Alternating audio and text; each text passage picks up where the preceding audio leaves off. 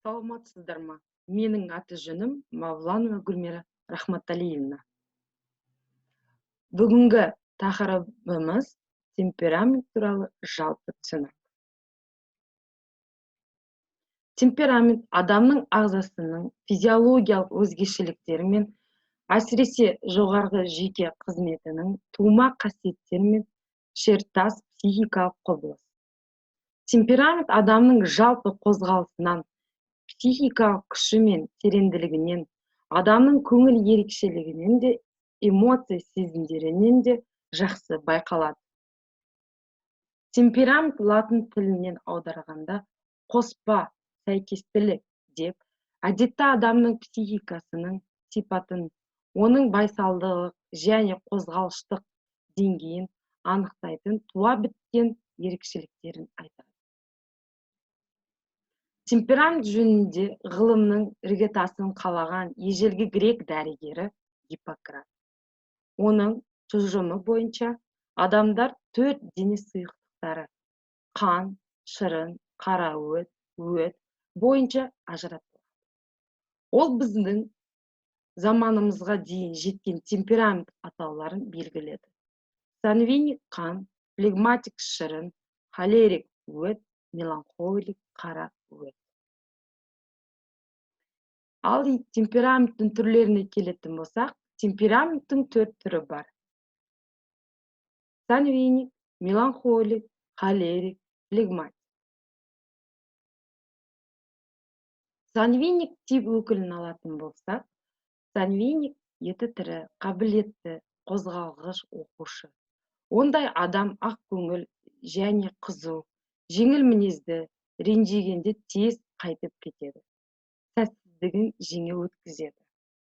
Коллектив арасында жүргенді ұнатады. Басқа адамдармен тез тіл табысады. Егер оқу материалы қызықты және жас ерекшелігіне сай болса, онда кіші оқушы жаңа берілген материалды тез қабылдайды. Жеңіл есте сақтайды. Ал егер материал қызықсыз және оны оқу үшін көп уақыт қажет болса, онда оқушы оны есте ұзақ уақыт сақтай алмайды.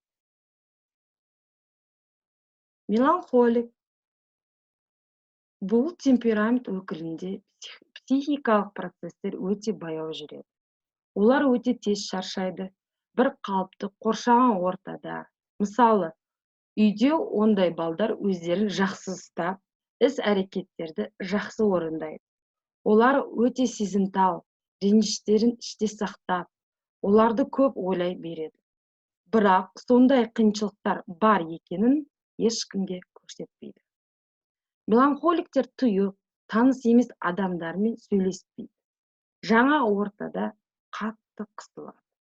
Жағымсыз жағдайларда ауруға айналған осалдық, қысылуы, көңілсіздік, пессимизм пайда болады. Меланхолик кіші оқушы коллектив арасында болуды ұнатпайды. Холерик. Бұл темперамент өкілі тездігімен, шапшаңдылығымен, ұстамсыздығымен, тым қозғалыштығымен ерекшеленеді. Ол жұмыс істеуге жақсы қарқынмен кірісіп, күші таусылғанда оны тастап кете береді. Адамдармен қарым-қатынаста тынымсыз, агрессивті, шағындағыш болып келеді. Сондықтан холерик болған жерде ұрыстар жиі болады. Холерик темпераментінің жағымды жағы энергия, белсенділік, құштарлық, жағымсыз жағы ұстамсыздығы, қаталдық, қатаңдық, шағымдану. Келесі тип өкілі флегматик. Флегматик селсоқ, көп қозғалмайтын, сабырлы, ұстамды. Олар бос сөйлегенді ұнатпайды, тұйық, ұзақ және бір қалыпты жұмыс жасай алады, күте алады. Темпераментіне сәйкес өзін-өзі бағалау. Сангвиниктер жоғары жетістіктерін айтып көзге түседі. Холериктер күшті, бірінші болуға ұмтылады, жақсы қарсылас. Флегматик әлсіз, қарапайым, шетте жүреді. Меланхолик, төмен, ұялшақ, ұжымнан бөлек. Келесі, сенімділігі. Сангвиник, сәттілікке сенеді. Холерик, өзіне сенімді. Флегматик, өзіне сенімсіз. Меланхолик, өзіне сенбейді, кемшіліктерді асыра айтады. Достық пен махаббат. Сангвиник, қарым-қатынас тұрақсыз, ашық. Холерик, көп адамдармен араласпайды.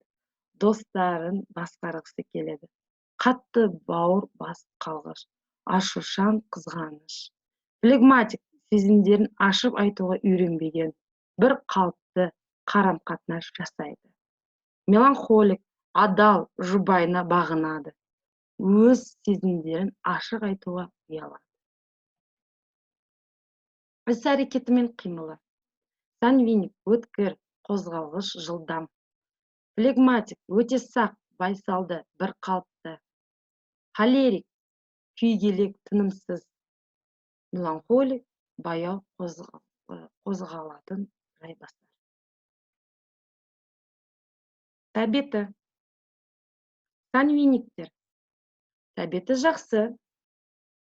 Холериктер, тез және көп тамақ жейді. Флегматиктер, тамақ уақытын бағалайды, тамақ кезінде асықпайды. Меланхоликтер, төмен. Түс көруі. Сангвиниктер, ғажайып түстермен. Холериктер, аз ұйықтайды, кеш тұрады, түнде жұмыс істейді. Флегматиктер, тез ұйықтап қалады, ояту қиын болады. Меланхоликтер, аз ұйықтайды, кешке қарай шаршауды сезінеді, ұйқысы келеді. Енді демалайық. Ойлап көріңіз. Сіз скамейкада отырсыз. Жаныңызда сіздің бас киіміңіз тұр. Алдыңызға біреу келіп бас киіміңізді үстіне отырды. Сіз не істейсіз?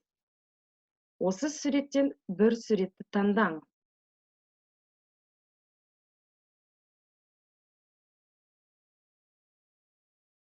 Ал енді жауабы.